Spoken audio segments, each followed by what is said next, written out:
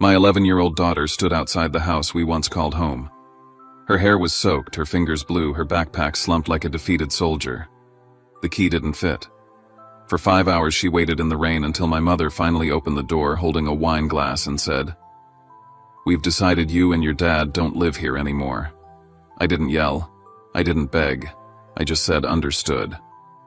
3 days later, she got a letter that turned her face white as the rain that night.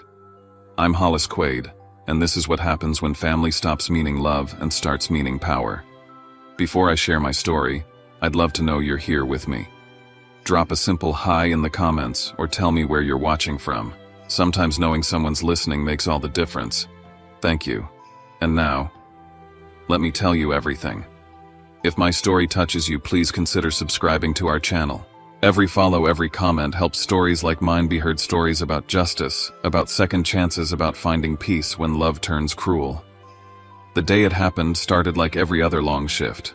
Tacoma General smelled like metal and sanitizer, the air thick with beeping machines and exhaustion. I was mid-suture patching up a patient who wouldn't stop apologizing for bleeding when my phone buzzed once, then again, then again. 6 missed calls from Ren. My kid never did that. She's the kind who says sorry to furniture if she bumps into it. I wiped my gloves, hit call, and heard her voice thin, tight breaking. "Dad, my key doesn't work." I frowned, thinking she'd mixed them up. "What do you mean it doesn't work?" She sniffled. "It doesn't fit. Grandma changed the lock, I think." I stared at the monitor light. The porch light glowed faint through the storm when I pulled in. Ren was sitting on the top step, hair plastered to her forehead, hugging her backpack to her chest like it was all she owned. 5 hours she'd been there. I crouched, wrapping her in my jacket. "I'm sorry, sweetheart," I said, though I didn't know what for. "It's okay," she whispered, voice shaking. I didn't cry loud. The door opened behind us. My mother Marla stood there in her silk robe holding a glass of red wine like it was part of her hand. Her lipstick didn't smudge. Her calm made the storm look hysterical. "Hollis," she said as if surprised. "What are you doing here?" "Picking up my daughter," I said. She sighed, a sound rehearsed for decades. "We've decided it's better this way. You and Ren can't stay here anymore. It's time you managed on your own." Behind her, Sable leaned on the doorframe phone, ready eyes bright with curiosity. "Maybe now isn't the best time," she murmured. "It's the only time," Marla snapped. I looked past them into the living room. My daughter's blanket, white with tiny yellow daisies she'd stitched herself, was folded neatly on the couch beside Sable's kids' toys. The room smelled of wine and new paint. My throat tightened, but I kept my voice even. "Understood." For a moment they looked confused, like they expected a fight. I took Ren's hand and walked back into the rain. The drive to our small rental downtown was silent except for the wipers. Ren watched the road lights smear into gold streaks on the wet glass. "Grandma doesn't like me, does she?" she asked softly. "Grandma doesn't like anyone," I said. "Don't take it personally." She almost smiled, almost. She fell asleep before we hit the bridge. When I parked, I looked back at her, curled against the window jacket, 2 big eyes swollen from rain and tiredness. I thought of my mother's voice, "We've decided." That plural stung. It meant she'd been planning it. It meant we'd never really belonged in that house again. I didn't rage. I didn't call her back.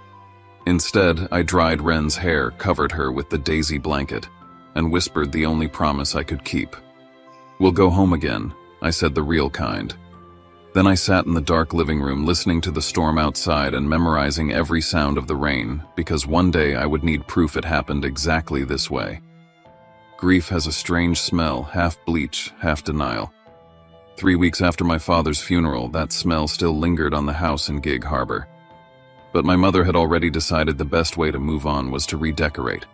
Fresh energy, she called it. She painted over the walls of my father's room with a pale yellow, the same shade hospitals use when they want dying patients to feel cheerful.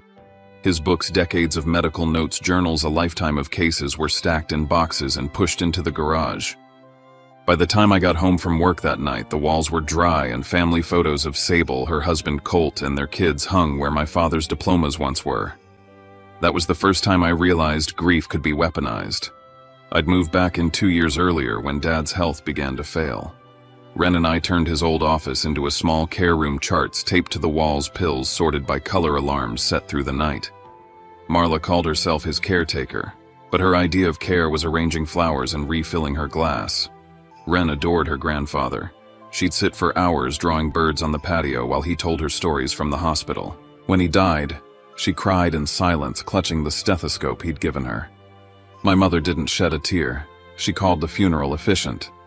After that, the house felt wrong. Marla hummed while she moved furniture. Sable and Colt started visiting more, their laughter bouncing through rooms that still smelled of antiseptic and lilies. "You'll always have a home here," my mother told them loud enough for me to hear. Then she turned to me. "You can start planning to move once you've sorted your father's things." I tried to stay calm for Ren, for Dad's memory, but every change felt like an erasure. One evening I found Ren sitting on the edge of her new room, a cramped storage space with folding chairs stacked in the corner. "It's okay," she said when she saw me. "It's cozy." I nodded, because lying was easier than explaining betrayal. The night I lost my patience, the house was silent except for the clink of Sable's wineglass in the kitchen. I asked my mother why she'd repainted so soon. She smiled, that same brittle smile she used on Neighbors. "He's gone, Hollis. The house needs light again." I stared at the yellow walls.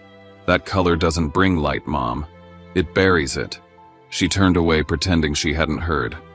When she left the room, I opened my father's desk drawer, the one she never touched. Inside, beneath old receipts, was a sealed envelope marked in his handwriting, "To Atticus Vale. Urgent." My chest tightened. Atticus had been his attorney for years. I didn't open it. I just held it, hearing my father's calm voice in my head. "Don't argue, son. Prepare." I slipped the envelope into my jacket and walked to Ren's room. She was asleep, hand resting on the daisy blanket. I brushed her hair back and whispered, "We'll make this right." The next morning I left for work early, the envelope burning against my chest like a secret waiting to decide everything that came next. The envelope had been sitting on my nightstand for 2 days before I finally drove to Tacoma to meet Atticus Vale. His office looked like it hadn't changed since the 70s, dark wood paneling, framed law degrees, and the low hum of a printer in the corner. Atticus was the kind of man who made silence feel like part of the conversation. He slid open the flap of the sealed envelope, unfolded a few pages, and looked at me over his glasses. "Your grandfather was thorough," he said. "He created a living trust for the Cedar Ridge property 6 months before he passed. You're the trustee. The beneficiaries are you and your daughter. Your mother's name doesn't appear anywhere." The words didn't hit all at once. It took a few seconds before I realized what he meant. The house that Marla claimed as hers wasn't hers at all. It belonged to me and to Ren. Atticus pointed to the notarized seal. "Your father's signature is witnessed and certified." He was in full mental capacity the day it was signed. He handed me the papers. He even left a letter explaining his intent. The handwriting was unmistakable, tight, careful, decisive. "I want to make sure my granddaughter always has a home," it said. I could almost hear him saying it. I asked, "Should I tell my mother now?" Atticus leaned back in his chair. "No. Timing matters more than truth. Let the law speak before emotions do." When I left his office, the rain had started again. Tacoma's streets always smelled of wet pine and salt from the bay. I sat in my truck watching the wipers trace the same rhythm, wondering how to balance justice and family without losing both. By the time I reached Gig Harbor, the sky was already dark. I decided to try the calm approach one last time. Marla was sitting in the kitchen when I came, in the same glass of red wine in her hand. Sable's kids were in the living room watching cartoons. I told her I wanted to talk about the house, about Ren, about finding a solution that didn't involve anyone getting hurt. She smiled the way people do when they've already won. "There's nothing to discuss, Hollis. This house works better without tension." Then she turned to Ren and said, "Why don't you spend the night at the Neighbors? It'll be quieter." That night I slept in the garage, surrounded by boxes of my father's things. 5 days later, the locks were changed. It was raining again when Ren called from the porch, her voice breaking through the static. She'd been waiting 5 hours before I made it home, the daisy blanket soaked through. I didn't yell that night, not even when my mother stood at the door, wine in hand, declaring we didn't live there anymore. I just memorized everything, the angle of the porch light, the color of the glass, the way Sable held her phone like a weapon. Then I drove away with my daughter and didn't look back. The next morning I called Atticus. "It happened," I said. "She changed the locks." His voice stayed calm. "Do you still have the envelope?" "Yes." "Then you have the key that matters." I returned to the hospital only long enough to take unpaid leave. On my lunch break, I gathered evidence. The new lock photographed in detail, the saved video from the door camera showing Wren knocking the local weather report confirming heavy rain, and the text messages she sent me that night. When I brought it all to Atticus, he spread the papers across his desk like a general planning a siege. "You've been patient long enough," he said. "It's time to file for emergency possession." For the first time in months, I didn't argue. "Do it," I said. "No more compromise." Atticus nodded. "Give me 48 hours. The rest let the documents handle." By Monday morning, the paperwork was ready. I drove back to Tacoma through a curtain of gray drizzle, the kind of rain that soaks through thought as much as fabric. Atticus's office smelled like paper and burnt coffee. He had the petition typed, printed, and clipped into a folder thick as a novel. "We'll submit this to Pierce County before noon," he said. "You'll want to include every piece of evidence. The video, the photo of the lock, the weather log, your daughter's texts. It all paints the same picture: child left outside in the rain after being unlawfully removed from residence." I read the first page twice, hands trembling slightly. It was strange seeing my mother's name printed under defendant. Atticus noticed. "You're doing the right thing," he said quietly. "You're not punishing her. You're protecting your child." We left for the courthouse at 11. The parking lot was a mirror of puddles. Inside, everything smelled of old carpet and coffee.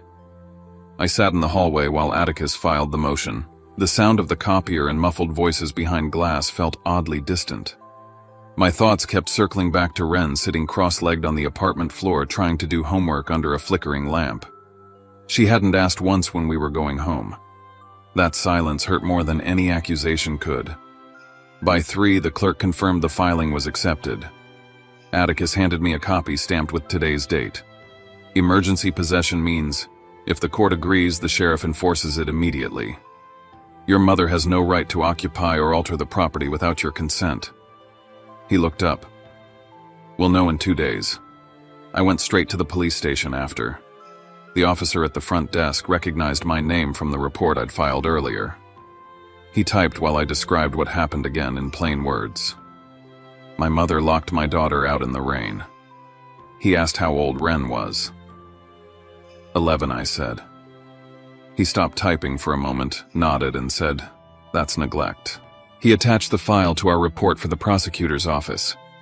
That night in the small apartment near the harbor, the walls felt even smaller. Wren was coloring on the table, her sleeves rolled up, humming to herself. I opened my laptop and saw a new message from a co-worker at the hospital. "Thought you should see this," it said. It was a Facebook post from Sable. She was standing in my father's living room, the same yellow walls behind her, captioned, "Our new home." I forwarded it to Atticus immediately. His reply came in minutes. "Perfect. That proves occupancy. You're covered." Later, he called to say he'd reviewed the trust again and found something else, a clause that restricted residence to only the trustee or direct beneficiaries. Anyone else staying over 30 days without consent was considered a trespasser. "They've just handed you your case," he said. The next day, he called Marla directly to inform her of the trust. I listened on speaker. Her tone was smooth, detached. "That document means nothing. Edwin wasn't of sound mind when he signed anything." She hung up before he could answer. When I met Atticus the following afternoon, he slid another paper across his desk, the court's acknowledgement of our petition. "They'll review within 48 hours, he said. "If they deny access, the sheriff goes in. Be ready." I sat back, staring at the rain streaking down his office window. For the first time in my life, the sound didn't make me tired. It sounded like proof. That evening, I drove home to the apartment. Wren had fallen asleep at the table, her crayons scattered like fallen soldiers. I carried her to bed, tucked the daisy blanket around her, and stood there for a moment. Outside, the rain was steady, almost patient. I whispered, "We're going home soon, kiddo, but this time by the book." Then I went back to the kitchen, opened the folder of documents, and laid them out across the counter. Each page was a piece of something I'd never had before: leverage, boundaries, consequence. I wasn't just a son anymore, or a nurse trying to fix what others broke. I was the man my father must have hoped I'd become, the one who knew when to stop forgiving and start defending. The rain didn't stop that night, but for once I didn't want it to. It sounded like a clock counting down to the day justice would finally knock back. The courthouse smelled like wet paper and nerves. 4th floor family property division. The walls were beige, the lights harsh, the kind that made everyone look a little guilty. It was still raining outside, thin mist clinging to the windows like breath. Atticus and I sat at the plaintiff's table while across from us my mother took her seat in a navy suit, too formal for a family hearing. Sable sat beside her, tapping her phone screen. Colt leaned back in his chair, restless, like he wanted to punch something but didn't know where to start. Their lawyer, a man named Harkins, looked like he'd been waiting for this moment all week. When the judge entered, everyone rose. My palms were damp, but my face stayed calm. I told myself I wasn't here as a son anymore. I was here as the trustee of Edwin Quaid's trust. That thought alone kept me steady. Harkins opened first. His tone was smooth, rehearsed. Your Honor, the defense maintains that the document presented, the so-called living trust, was executed under undue influence. Dr. Quaid was not of sound mind. My client, Mrs. Marla Quaid, acted out of concern for his well-being and property. He paused for effect. This entire matter stems from a misunderstanding between family members. Atticus stood. His voice was quiet, but the room leaned toward him. We have the hospital's certification of mental capacity dated the same day the trust was signed. Dr. Quaid was lucid and deliberate. He placed the property in a trust precisely to avoid what's happening right now. He handed the papers to the clerk, then looked at me. We'll also submit Exhibit C video evidence from the plaintiff's door camera. On the screen, the footage played Wren's soaked knocking softly on the front door, her voice barely audible. Then Marla appeared in the frame, wine glass in hand, saying the words that had haunted me since that night. You and your dad don't live here anymore. A murmur went through the room. Harkins objected immediately. The video is grainy and could be edited. Atticus didn't flinch. Then let's hear from Officer Ramirez, who responded to the incident. The officer took the stand, uniform, crisp testimony brief. I reviewed Then Sable stood up suddenly. She only changed the lock because we were renovating, she blurted. Atticus turned toward the screen again. Exhibit F, he said, clicking to a screenshot from her public Facebook post. Her caption under a selfie in my father's living room read, Home Sweet Home. The courtroom stirred again. Colt shifted in his chair, jaw tight. I was fixing the roof last week, he muttered. Atticus's eyebrow lifted. So you admit you were living there? Colt froze, realizing what he'd said. Harkins scrambled to regain control. Your Honor, my clients have no intention of obstructing the property's rightful management. Mrs. Quaid's health has been fragile since her husband's death. We request a continuance. Atticus spoke before the judge could respond. Respectfully denied. A minor child was displaced. Emergency conditions apply.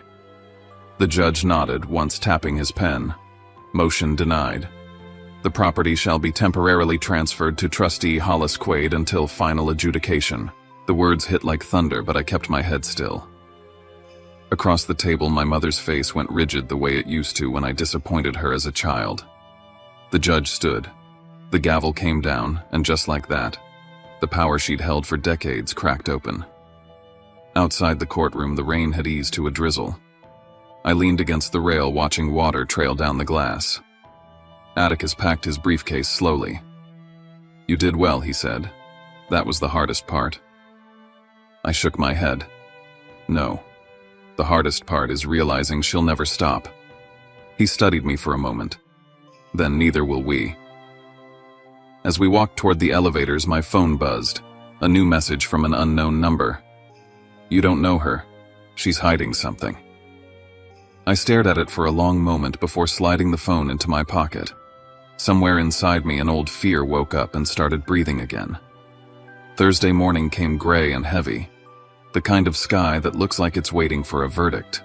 I parked 2 houses down from Cedar Ridge at 9:40, engine idling, rain misting across the hood. 3 cars sat in the driveway, Sable's SUV, Colt's dented truck, and Marla's silver sedan. The house looked almost peaceful, as if it didn't remember what it had done.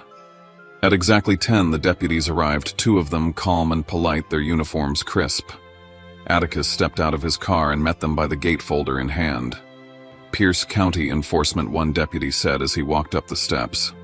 The knock on the door echoed through the still air. It opened a moment later. Marla stood there, perfectly composed, makeup flawless, her robe traded for pearls and perfume. "I didn't sign anything," she said. "This is my home." Atticus handed her the order. "Not anymore, Mrs. Quaid. The court has issued possession to the trustee. You have 15 minutes to collect personal items." Her eyes darted to me standing near the walkway. "You think this makes you a man, stealing from your own mother?" I didn't answer. I just watched the rain bead on her pearls. Behind her, Sable started filming with her phone. "This is harassment," she shouted. "You can't throw a widow out." Colt appeared next, his face red. "You people can't do this. I'll call my lawyer." One deputy turned to him. "You're welcome to. But for now, sir, please start packing." Inside, I could hear drawers slamming, footsteps pounding. The air smelled of panic and perfume. Through the window, I saw Sable rifling through cabinets, tossing clothes into a bag. She opened a drawer and froze. There, half hidden under an old tablecloth, was an envelope with my name on it, my grandfather's handwriting. She looked at it, hesitated, then set it aside.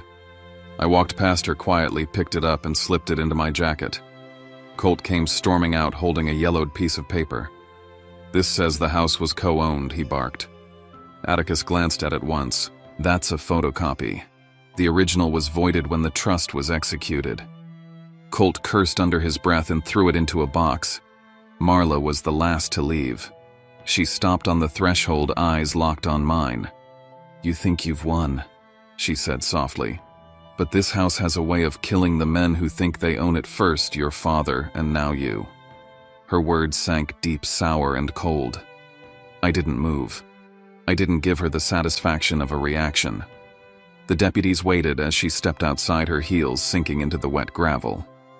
They handed me a small ring of keys, silver dull from age. "It's yours now," one of them said.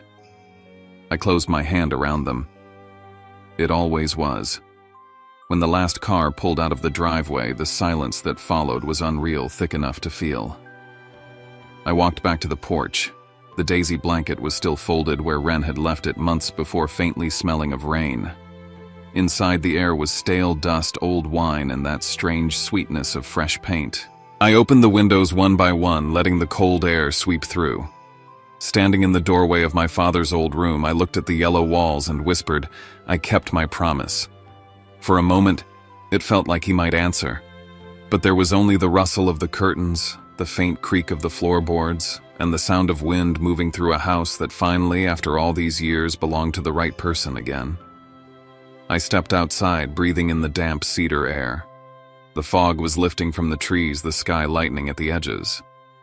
It wasn't victory I felt.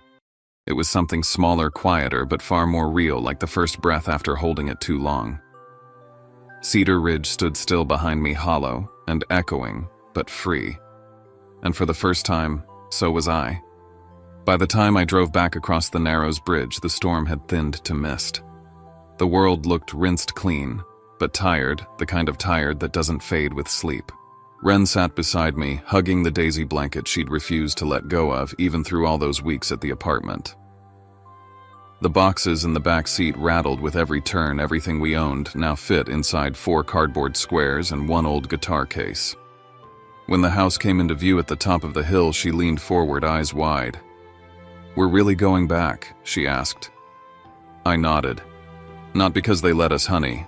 Because we deserve to." The gate groaned as I pushed it open.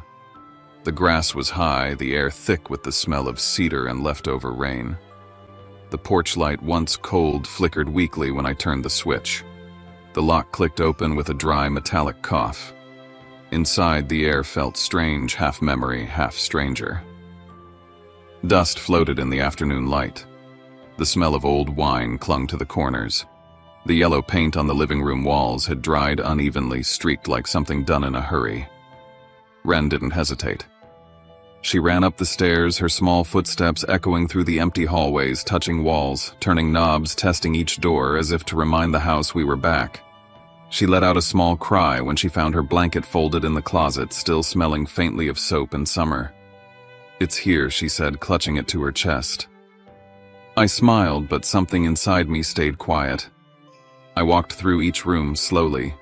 The living room still bore the faint ring of Marla's wine glass on the side table. In the study, the desk drawers gaped open where Sable had rummaged. I found the old photo of my father and me at the ferry dock, water-frozen midwave behind us, his arm heavy around my shoulder.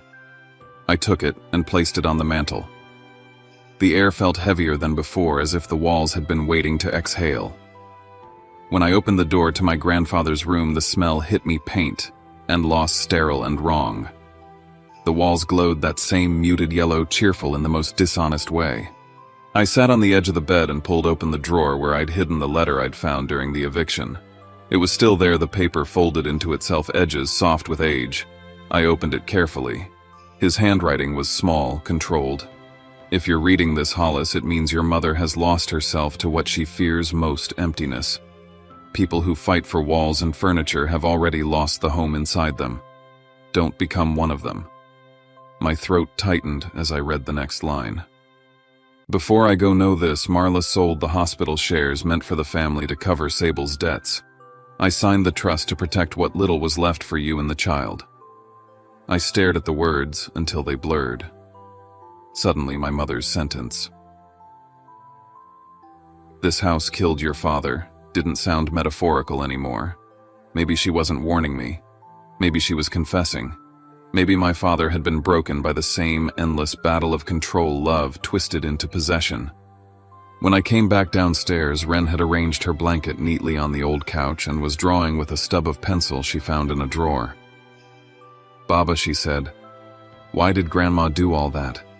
I looked at her, the softness in her face that reminded me of everything pure my family had forgotten. "Because she doesn't know how to love without owning," I said quietly. "Some people never learn the difference." She nodded like she understood, and maybe she did. That night, after we unpacked the last box, I made her bed and spread the daisy blanket across it. The window was open just enough for the wind to stir the curtains. For the first time in months, I heard birds outside instead of rain. I stood in the doorway, watching her fall asleep, and realized the house was breathing again, the slow, steady rhythm of something alive but fragile, like lungs, learning to expand after being crushed. Later, I sat on the porch with the letter in my hand, the ink catching the light. There was no victory in any of it, only release.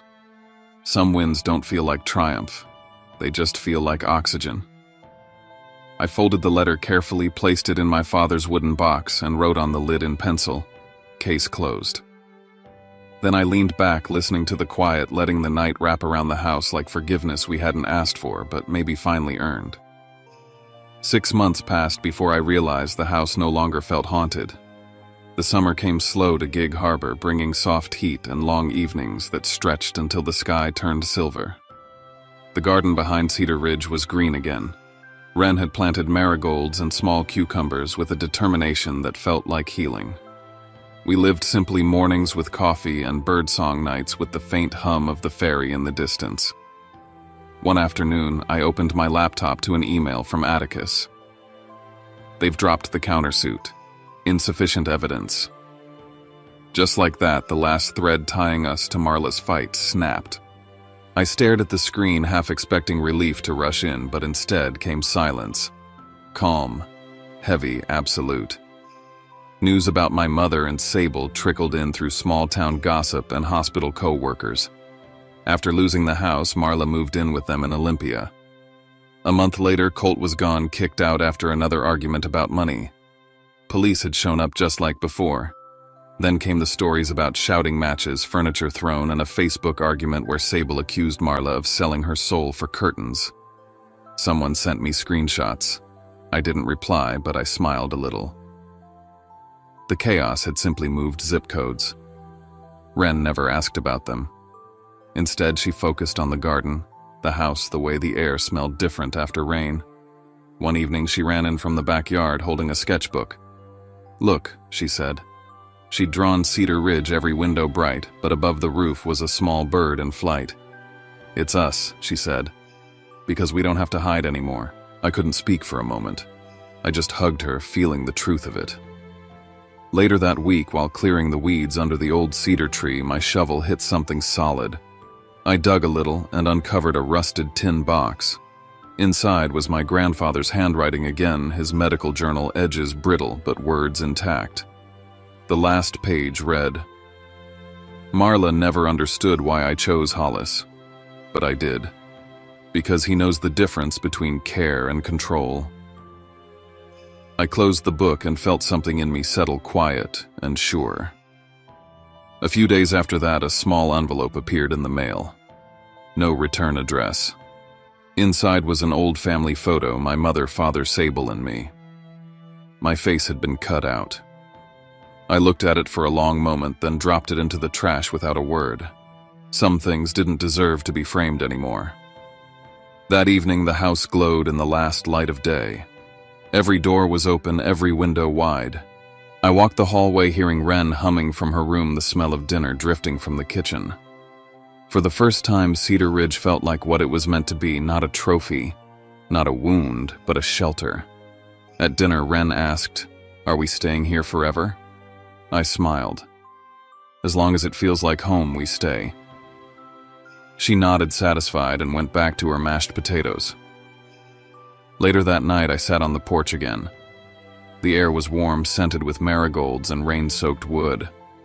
The storm clouds were gone, but their memory still floated somewhere over the sound.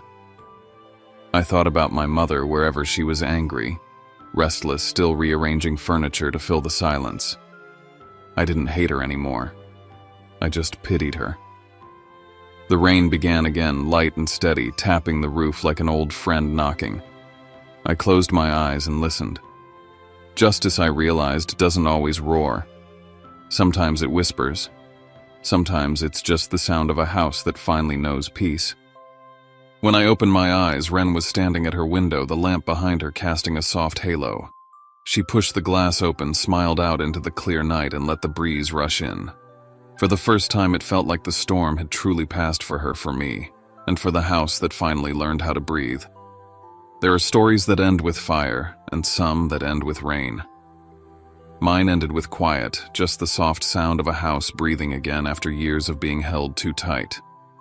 When I look back, I don't feel pride or revenge. I feel relief. The kind that doesn't come from winning, but from finally letting go. I learned that blood doesn't always mean belonging. Sometimes the people who share your name can still shut you out in the rain, and sometimes the ones who stay beside you in the storm, your child, your friend, even a stranger with a steady voice, become your true family. Cedar Ridge isn't a symbol of victory anymore. It's just a home, a place that holds the smell of paint and rain laughter echoing in the hallway, a child's sketch taped to the wall. That's all I ever wanted. And maybe that's all any of us need to stop fighting for control and start protecting peace.